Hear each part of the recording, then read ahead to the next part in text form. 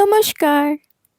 शब्द विन्यास 666 पर आप सभी मित्रों का पुनः पुनः स्वागत और अभिनंदन।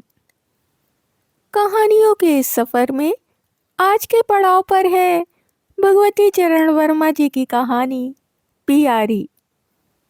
स्तब्ध कर देने वाली ये कहानी एक अजीब सी करुणा जगाती है। तो हम बढ़ते हैं कहानी की तरफ। तो सुनना प्रारंभ करें। और मनोहर, वहां सामने मोड़ पर बैठी हुई उस बुढ़िया भिखारिन को देखते हो ना? न जाने क्यों बिना मेरी इच्छा के मेरी नजर उस पर ठहर जाती है। ऐसा मालूम होता है कि मैं उसे जानता हूँ। यही नहीं, वह भी मुझे जानती है, लेकिन वह मुझे नहीं पहचानती।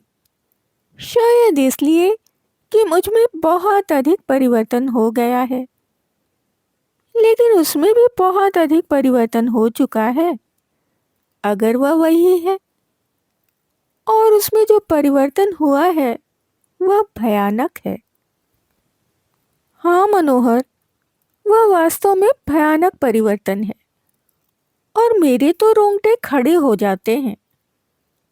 देखते हो, उसका शरीर फोड़ों से भरा है जिसमें से मवाद पीप निकल रहे हैं। उसके पास तुम नहीं जा सकते, इतनी भयानक दुर्गंध उसके सारे शरीर से निकल रही है। उसका मुख कितना विकृत है, उसकी आंखें कैसी पथराई हुई सी हैं। और फिर भी मनोहर, वही बुढ़िया एक दिन इतनी अधिक सुंदर युवती थी कि लोग उसके आसपास उसी प्रकार मंडराया करते थे जैसे भौरे कली के चारों तरफ मंडराते हैं। मैं सोच रहा हूँ कि वे लोग कहाँ गए। अरे, कैसा बेवकूफ़ी से भरा सवाल है। वे लोग अब जिंदा बैठे होंगे, सबके सब मर गए होंगे।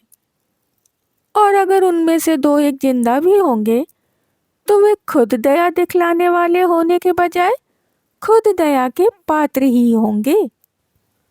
हाँ मनोहर, अधिकांश मनुष्य दया के पात्र ही हैं, अपनेपन में भूले हुए। यह झुंड का झुंड जन समुदाय दया का पात्र है। इस बुढ़िया का शरीर इतना विकृत हो गया है, हम देख सकते हैं और दया कर सकते हैं। इसलिए यह बुढ़िया किसी कदर भाग्यशाली है। पर जिन लोगों की आत्माएं भयानक रूप से विकृत हो गई हैं और उनकी आत्मा को देख ना सकने के कारण हम उन पर दया भी तो नहीं कर सकते। यह हमारा इतना दुर्भाग्य नहीं है जितना उनका है। हाँ, तो मैं कह रहा था कि एक दिन यह बुढ़िया जवान थी। इसमें जितनी जी मिचलाने वाली कुरूपता आज है, उतनी ही मनमोहक सुंदरता तब थी। उन दिनों मैं लड़का था। मेरी उम्र यही कोई 10-12 साल की रही होगी। और मेरे मकान के एक हिस्से में यह और इसका पति किराए पर रहते थे। इसके पति का नाम नारायण था। कितना अच्छा आदमी था वह नारायण। सीधा साधा, अथक परिश्रम करने वाला, मोहल्ले वालों का ख्याल रखने वाला। नारायण गरीब था। वह एक बैंक में चपरासी था। मुझे याद नहीं उसे क्या तनख्वाह मिलती थी। आज 30 साल होने आए, पर तनख्वाह ज़्यादा तो थी नहीं। चपरासी को भला ज़्यादा तनख्वाह मिल ही कहाँ सकती है। तो मनोहर कम तनख्वाह पाने वाला वह आदमी था। उसकी स्त्री थी, खर्च लंबा था। गहने कपड़े मेले तमाशे का उसकी स्त्री यानी इस बुढ़िया को शौक था। इसका नाम था प्यारी और उन दिनों इसकी उम्र कोई 30 साल की रही होगी। कुंदन का सा रंग, बड़ी बड़ी आंखें और चाल में एक अजीब तरह की मस्ती। इसके कोई लड़का बाला ना था। और मनोहर, यह बुढ़िया मुझे कितना मानती थी, मुझे कितना प्यार करती थी, खिलाया करती थी। दोपहर को मैं जब घर से भागकर इसके यहाँ आ जाया करता था, घंटों इसके यहाँ बैठा रहता था। कभी कभी यह मुझे खिलौने भी ला दिया करती थी। और मुझे याद है कि जब नारायण नौकरी पर चला जाया करता था, तब मोहल्ले पड़ोस के कुछ लोग इसके यहाँ आते थे। वे लोग मुझे जरा भी अच्छे ना लगते थे, लेकिन भला मैं कर ही क्या सकता था। और फिर पियारी घंटों इन मोहल्ले पड़ोस के नौजवानों से बातें किया करती थी।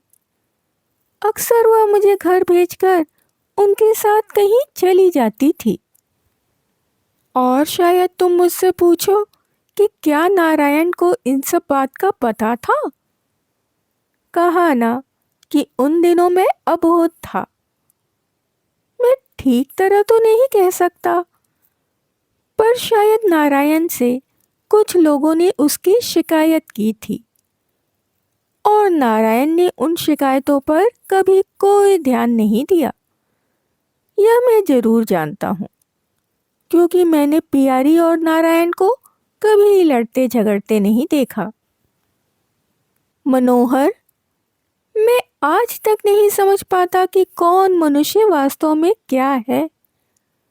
लोग कहते थे कि नारायण कायर है, कुछ कहते थे कि वह अपनी औरत के वश में है, कुछ कहते थे कि वह सीधा है और कुछ कहते थे कि वह बेवकूफ़ है। मैं आज तक नहीं समझ सका हूँ कि वह क्या था। पर एक दिन मैंने देखा कि पुलिस उसे पकड़ ले गई। उस पर यह अभियोग था कि उसने बैंक का रुपया गायब किया है और नारायण ने यह तस्लीम किया था। नारायण को सजा हुई 6 साल की। मनोहर, मुझे अब याद आ रहा है कि पियारी उसके सजा होने पर कितना रोई थी। मेरी माँ के सामने उसने यह कहा था कि नारायण ने उस रुपए से उसे गहने गढ़ा दिए हैं। अपनी बीवी के शौक को पूरा करने के लिए नारायण जेल गया और फिर सब कुछ शांत हो गया। पियारी के यहाँ अब मोहल्ले पड़ोस वालों का आना जाना बहुत बढ़ गया। एक दिन बाबूजी और माँ में कुछ बातें हुई। इसके बाद पियारी से कह दिया गया कि वह मेरा मकान खाली कर दे। पियारी ने मकान खाली कर दिया, लेकिन उसने वह पड़ोस नहीं छोड़ा। अब उसने एक अच्छा सा मकान किराए पर ले लिया। और मनोहर, मैं बड़ा हो गया था। उन दिनों मेरी उम्र 14 या 15 साल की थी। मैं भी पियारी से घृणा करता था। मैं, जिसे उसने अपनी गोद में खिलाया था। मैं, जिसके लिए वह खिलौना ला दिया करती थी। मनोहर, सच कहता हूँ कि जब कभी पियारी मुझे देखती थी, वह मुस्कुरा कर कहती, अरे राजा बाबू, तुम तो मुझे भूल ही गए। कहो, पढ़ लिख तो रहे हो, खूब दर्जा पास करो, अमीर आदमी बनो। पता नहीं वह यह सब क्यों कहती थी। मैं उससे दूर भागता था, पर उसके दिल में मेरे लिए एक प्रकार की ममता जरूर थी। पर मैं उसे पिशाचिनी समझता था, उससे घृणा करता था, उसकी छाया से घृणा करता था। और सुनोगे तो मनोहर, एक दिन वह मेरा पड़ोस भी खाली कर गई। इसके बाद फिर वह उस शहर में नहीं दिखाई दी। नारायण जेल से छूटकर आया सीधे मेरे घर, अपनी पत्नी की तलाश में, जिसके शौक को पूरा करने के लिए वह जेल गया था। और उससे पड़ोस वालों ने उस औरत के कारनामे बतलाए। फिर नारायण भी वहां से चला गया और फिर मैं प्यारी को भूल ही गया, नारायण को भी भूल गया। इस विशाल दुनिया के दो महत्वहीन जर्रों की भांति ये दो प्राणी कहाँ गायब हो गए, इसकी चिंता किसी को न थी। और होती भी कैसे? वे मरे या जिए, वे क्या थे, कौन थे, कहाँ से आए और कहाँ गए, किसी ने इसकी चिंता ना की। जब वे वहाँ थे तब उनके मित्र थे, हितैषी थे, उन्हें मानने वाले थे, और उनके जाते ही सबों ने उन्हें इस तरह भुला दिया जैसे उनका कोई अस्तित्व ही ना था। और मनोहर, आज करीब 25 साल बाद इस बुढ़िया को देख रहा हूँ। उस चौराहे पर करीब 1 हफ्ता हुआ मैंने उसे पहले पहल देखा था और देखते ही चौंक उठा था। मैंने उसके पास जाने की, उससे बात करने की पहले दिन कोशिश भी की थी, लेकिन उसके शरीर से इतनी भयानक दुर्गंध आ रही थी कि मैं बढ़ नहीं सका। दूर से एक पैसा फेंककर मैं कुछ आगे बढ़ गया, पर सच कहता हूँ मुझे बड़ी लज्जा आई। 1 पैसा? यह पैसा मैंने किसके आगे फेंका था? एक भिखारिन के आगे या प्यारी के आगे, जिसने लड़कपन में न जाने कितने रुपए मुझ पर खर्च कर दिए थे, मुझ पर दया करके नहीं, ममता से प्रेरित होकर। और फिर मेरे अंदर से किसी ने कहा, तुम कितने बड़े पशु हो, जाओ देखो वह प्यारी ही तो नहीं है।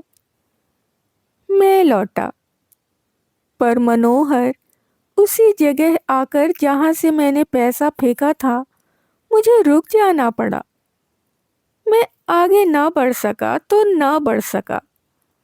हाँ, इस बार मैंने उसके सामने 1 रुपया फेंक दिया और 1 हफ्ते से मैं परेशान हूँ। एक क्षण के लिए मुझे शांति नहीं मिलती। क्या वह वास्तव में प्यारी है? यह प्रश्न बराबर मेरे दिमाग में चक्कर काटा करता है और आज मुझे इस प्रश्न का उत्तर पाना ही है। आज मैं पूछूंगा कि वह कौन है। हाँ, यही वह सीमा है जिसे मैं पार नहीं कर सका था। क्यों? तुम कहते हो कि बड़ी बदबू आ रही है। हाँ, अब समझ गए होगे कि मैं क्यों आगे नहीं बढ़ सका था। तुम यहाँ खड़े नहीं रह सकते तो कुछ दूर हटकर खड़े हो जाओ। मैं तो उसके पास जा रहा हूँ। चलो मनोहर, जल्दी चलो, तेजी से चलो, भागो, मेरा दम घुट रहा है। तुम पूछते हो बात क्या है? जरा दम तो ले लेने दो। उफ। हाँ, मैं उसके पास गया। आज वह आंखें बंद किए हुए थी। मैंने पुकारा, प्यारी। और मनोहर, उसने एक झटके के साथ आंखें खोल दी और बल लगाकर उठते हुए उसने कहा, आप आए गए? अरे जेल से छूट के आए गए? और उसने आंखें फाड़कर मेरी ओर देखा। फिर उसने कहा, बोलो, हमें दिखाई नहीं पड़त। तुम्हारा रास्ता देखत देखत आंखें पथराए गईं। बोलो ना। और मैंने दिल को कड़ा करते हुए कहा, मैं हूँ प्यारी, राजा बाबू। प्यारी के मुख पर एक अजीब निराशा छा गई। राजा बाबू? अरे हाँ, अच्छी तरह तो रहे राजा बाबू। खूब पढ़ो लिखो, खूब दर्जा पास करो। और फिर कुछ रुककर उसने कहा, राजा बाबू, एक विनय है। जब उई मिले तो कही दीनब कि रास्ता देखत देखत, और इतना कहकर लुढ़क पड़ी। ठीक उसी तरह जैसे प्राण निकल जाने पर मृत शरीर लुढ़क पड़ता है। अभी आप सुन रहे थे भगवती चरण वर्मा जी की कहानी पियारी। कहानी आपको कैसी लगी? कहानी के बारे में अपने विचार हमारे साथ अवश्य ही साझा करें। यदि कहानी आपको पसंद आई हो तो आप इसे लाइक कर सकते हैं, मित्रों और परिवारजनों में शेयर भी कर सकते हैं। जो भी सदस्य पहली बार चैनल पर आए हैं वो चैनल को सब्सक्राइब कर लें और बेल आइकन को दबाना बिल्कुल भी ना भूलें। कहानियों और उनके प्रस्तुतिकरण से संबंधित यदि कोई विचार, सुझाव, आलोचना या फरमाइश आपके पास हो तो उसे कमेंट्स के जरिए हम तक आने दें। इसके अतिरिक्त अपने पसंद की कोई कहानी, उपन्यास या अपने पसंदीदा किसी लेखक की कोई रचना यदि आप हमारे द्वारा इस चैनल के द्वारा सुनना चाहते हैं तो उसके लिए भी आप कमेंट्स में हमें लिख सकते हैं। अभी के लिए विदा। शुक्रिया।